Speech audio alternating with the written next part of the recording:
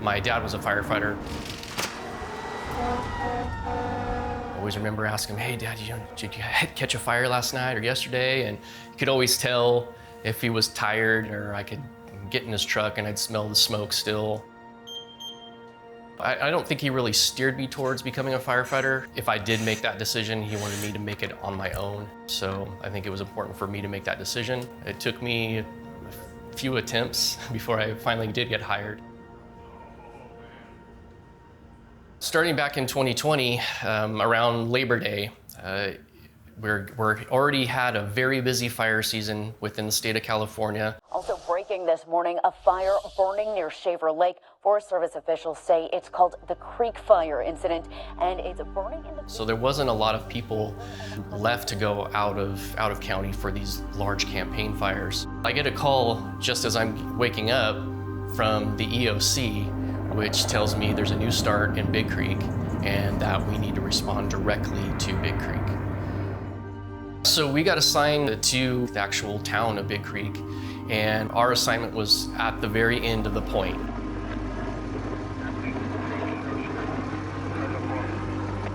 Because we couldn't get to the fire at that point, we were in a kind of wait and hold where we just had to wait for the fire to approach us. There's just no way. It was down in a canyon, and we're in a drainage, and there was no way we could get personnel down there.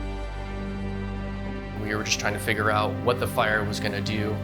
And from all the intel that we gathered, where it was starting in the canyon, it was going to come up to us and it was going to wrap around to the north side and burn across there. They weren't too concerned with the south side of the point road because they said that there was too many rock outcroppings to really have a build of fire. But it did end up burning a little bit more with more intensity than they thought on that southern side.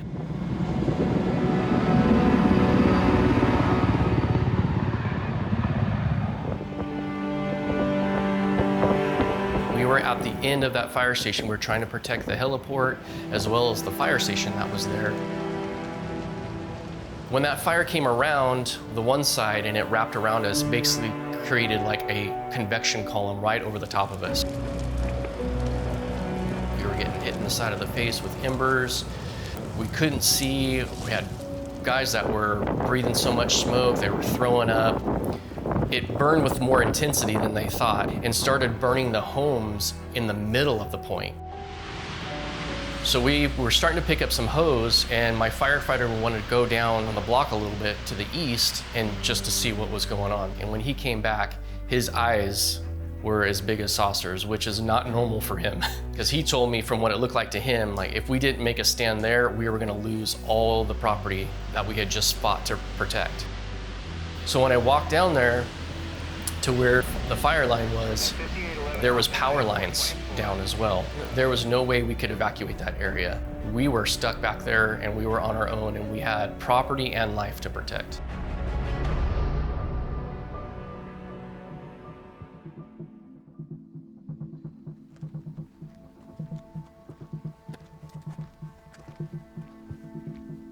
Yeah, this is completely different than the last time I saw it. It's mixed emotions. I mean, you can see the destruction and the devastation it caused. Being from this area, from Pine Ridge, and you spend 20 years driving through certain roads that were unchanged for the entire time. And when all that is gone and you have this moonscape, it's unrecognizable.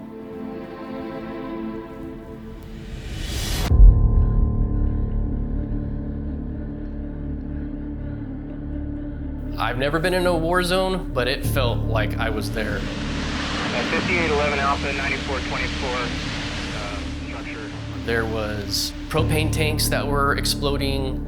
There was propane tanks that were off-gassing, and it sounded like a jet engine. The radiant heat is more than a human body can tolerate. You could not even hardly be close to where the main bulk of the fire was.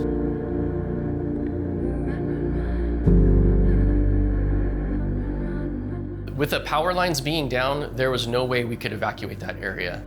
We also had back there on the point with us, we had a hand crew. There was about 30 people and they were just in pickup trucks. We had one pickup style water tender, which had about 450, 500 gallons of water on it. And we had a couple members from the U.S. Forest Service that were back there with us as well. That was our assignment now, is to draw a line in the sand and do our best to protect the property, but as well as those other people the other firefighters that were back there. We had a hydrant, so we knew that we were comfortable with our water supply. And so I told my firefighters, hey, these are the houses that they're already involved. There's nothing we can do for them now, but we need to make sure that no other homes get burned.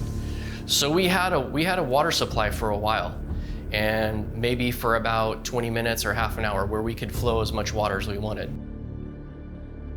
Well, then they had a hydrant system. Their water supply failed, so then we ran out of water. And so it was this back and forth of, what do we do? Should we just go back to our refuge area? And so my initial instructions to my firefighters were just to knock the heat out of the fire, not to try to extinguish it. There was a tree next to a house, and it had attic vents that were totally exposed. And so I was worried that if that tree caught on fire next to the house, that we'd get ember cast and that house would be on fire. And I knew, because we lost our water supply, if one more house got involved with fire, that's it. We would not be able to stay and hold that area. We had a firefighter get injured. He had a hose stream that hit some ash and it blew up in his face. And so he wasn't able to even open his eyes. Our battalion chief had to wait for Southern California Edison to confirm that the power was definitely disconnected. And that's when he came through with bolt cutters and was able to cut the power lines so we could get out, because we needed to get our injured firefighter out of there, as well as we needed to get our water back in our tanks. It was definitely, I don't want to say a moment of panic, but a very definite moment of concern with that happening. We normally do not mess with power lines. Even if we know they're off, we just don't mess with them. I grabbed some bolt cutters and I just went and I just cut them and just, told them, hey, they had a clear path, because those were just drooping down between the two sides of the roads to where they couldn't drive out. It wasn't until about 2 o'clock in the morning that we were able to get out.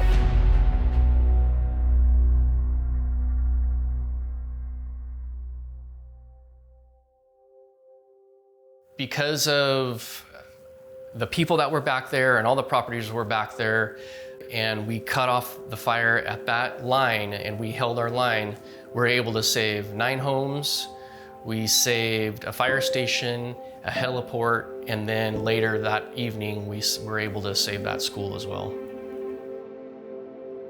Just so proud, I guess there's a little bit of extra pride in a sense of, one, being a strike team leader and like to think that represent all the departments that are on there, which I did, but having it be the actual Fresno engine, there's a little extra pride there too, that these guys did in there. Usually when we're here in the city of Fresno, when we're going into a structure fire, the damage is already done, right? We're just trying to mitigate that hazard and yes, obviously make sure it doesn't get any worse.